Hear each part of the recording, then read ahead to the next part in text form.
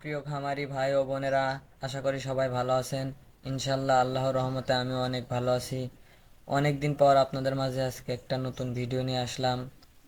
আজকের ভিডিওতে আলোচনা করব আপনার জন্য কোনটা, যারা নতুন খামার শুরু করতে চাচ্ছেন তারা কিভাবে খামার শুরু করবেন এবং কোনটা দিয়ে খামার শুরু করবেন, গাড়ল নাকি ছাগল নাকি ভেড়া।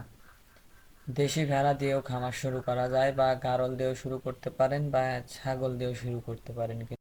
গাড়ল আর ভেড়া এক রকমের এবং ছাগল এক রকম, তিনটা দুই রকমের প্রাণী।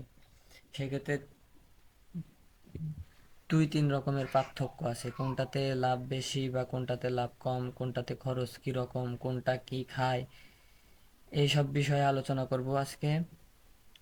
সর্বপ্রথম আমরা ছাগল দিয়ে শুরু করি। ছাগলের সুবিধার দিকগুলো বলি এবং অসুবিধার দিকগুলো বলি।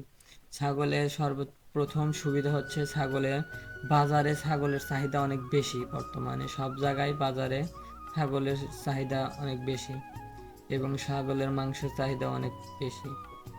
যে কোনো এলাকাতে ছাগল পালন করা যায়, সব এলাকাতেই ছাগল পালন করা যায়। যদি আপনার এলাকাতে ঘাস পাওয়া যায় সেক্ষেত্রে অনেক ভালো হয়। ছাগল দ্রুত মোটা তাজা হয়, ছাগল খুব অল্প সময়ে মোটা তাজা হয়, 2 থেকে 3 মাসে মোটা তাজা করানো যায় ছাগলকে। এবং ছাগলের অসুবিধার দিকগুলো, ছাগল পালনে খরচ অনেক বেশি হয় গাড়লের তুলনায়। খাবার খরচ, ছাগল মূলত সবুজ ঘাস এবং দানাদার খেতে পছন্দ করে। ভুসি, ভুট্টা এবং খুদের খরচ বেশি হবে যদি আপনি ছাগল পালন করেন। ছাগলকে অনেক পরিমাণ দানাদার খাবার দিতে হয়। এবং ছাগলের আরও একটি অসুবিধার দিক রয়েছে, সেটি হচ্ছে ছাগলে মানে রোগ প্রতিরোধ ক্ষমতা খুবই কম। গাড়লের তুলনায় ছাগলের অনেক কম ক্ষমতা, রোগ প্রতিরোধ ক্ষমতা অনেক কম। সেক্ষেত্রে আপনি যদি আবহাওয়ার পরিবর্তন দেখে, সেক্ষেত্রে গাড়লের জ্বর, পিপিআর, ঠান্ডা এগুলো হতে পারে। ছাগলের এগুলো সাধারণ বিষয়, কিন্তু আপনি যদি লেগে থাকেন খামারের পিছনে, আপনার ছাগলের পিছনে, অবশ্যই সফলতা আসবে আপনার। আপনি ঠিক মতো পরিচর্যা করলে আপনি সফল হতে পারবেন। এখন বলা যাক ভেড়া বা গাড়লের সুবিধাগুলো।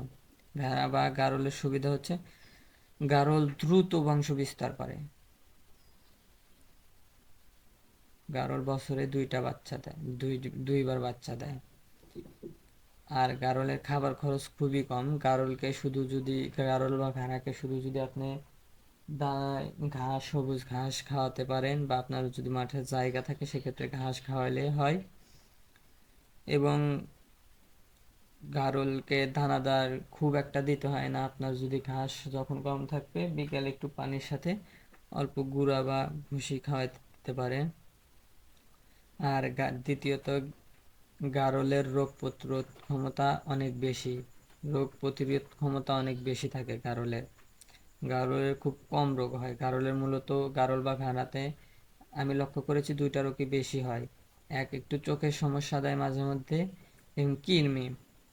কৃমি ধরেন আপনি কৃমি 3 মাস পর পর কৃমি ইনজেকশন করতে হবে প্রথমত, বা 3 মাস পর আপনি ইনজেকশন করবেন। তারপর আপনি ট্যাবলেট খাওয়াবেন 15 দিন পর, মানে যেদিন ইনজেকশন করবেন তার 15 দিন পর কৃমির ট্যাবলেট খাওয়াবেন।